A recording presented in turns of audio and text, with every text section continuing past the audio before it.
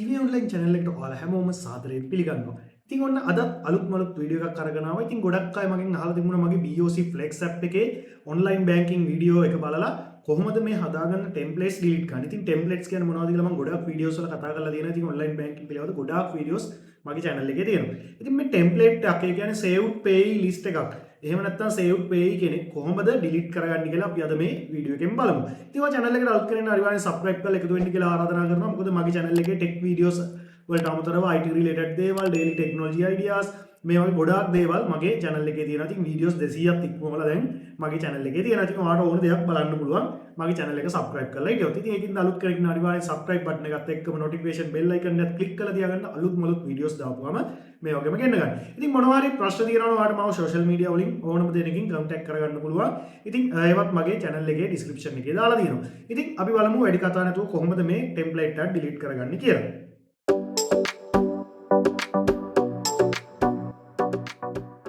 right මුලින්ම template එක delete කරගන්න මම BOC Flex app එකට මෙන්න මේ විදිහට log වෙනවා. ඉතින් BOC Flex app එකට මේ විදිහට log වෙනකොට ඔයාලට මෙන්න මේ විදිහට log වෙන්න පුළුවන්. ඉතින් මම ඉස්සෙල්ලාම log වෙන්න මම මගේ fingerprint එකෙන් තමයි මම log වෙන්නේ. ඉතින් ඔයාලට පුළුවන් මේ විදිහට fingerprint එකෙන් log වෙන්න හදාගන්න. ඉතින් ගියාට පස්සේ ඔයාලට මෙන්න මේ විදිහට dashboard එක පෙන්නනවා. ඉතින් ඔයාලට මෙතනින්ම පල්ලෙහා තියෙනවා මෙන්න මෙතන manage list කියලා. ඉතින් මේ manage list එකට ගිහිල්ලත් ඔයාලට පුළුවන් මේ template එක delete කරගන්න. ඉතින් ඔයාලට මෙන්න මෙහෙම template එක අවශ්‍ය එක උඩ click කරාට පස්සේ ඔයාලට delete saved payee කියලා තියෙනවා. ඉතින් මෙතනින් ඔයාලට delete කරගැනීමේ හැකියාවක් තියෙනවා. ඊට පස්සේ මම තව තැනක් පෙන්නන්නම් ඔයාලට. මෙන්න මෙහෙම more කියන option එකට ගියාට පස්සේ මෙන්න මේ more කියන option එකේ ඔයාලට පුළුවන් my payees and billers කියන එකට ගිහිල්ලා මෙන්න මෙතනින් ඔයාලට ආයෙත් සරයක් saved payee select කරගන්න.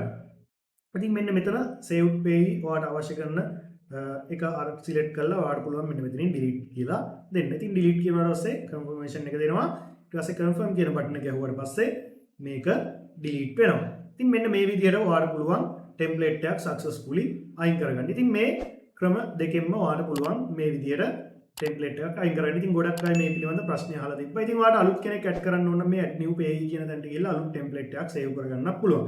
ඒ කියන්නේ ඔයා මොනවට හරි salary ගෙවන කෙනෙක් නම් නැත්නම් මොනවා හරි දෙයකට ඔයාලට නිතරම transfer කරනවා නම් ඔයාලට පුළුවන් මෙන්න මෙතනින් add new payee ගිහිල්ලා මෙතනින් bank එක account number ඊට පස්සේ යවන කෙනාගේ නම ඊට පස්සේ ඔයාලට මතකෙට ඉන්න nickname එකක් ඒ කියන්නේ ඔයාලට මතකෙට නමක් දාලා save කරගැනීමේ හැකියාවක් තියෙනවා. ඒ කියන්නේ ඔයා නිතරම transaction කරනවා නම් නැවත details දෙන්නේ නැතුව එකපාරින් transaction එක select කරලා යවන්න තමයි මේ saved payee option එක තියෙන්නේ. ඉතින් එහෙම saved payee කෙනෙක් මෙන්න මේ විදිහට තමයි delete කරගන්නේ. ඉතින් මම හිතනවා ඔයාලට මෙන්න මේ විදිහට කරගන්න එක ලොකු අමාරුවක් නැති වෙයි දැන්.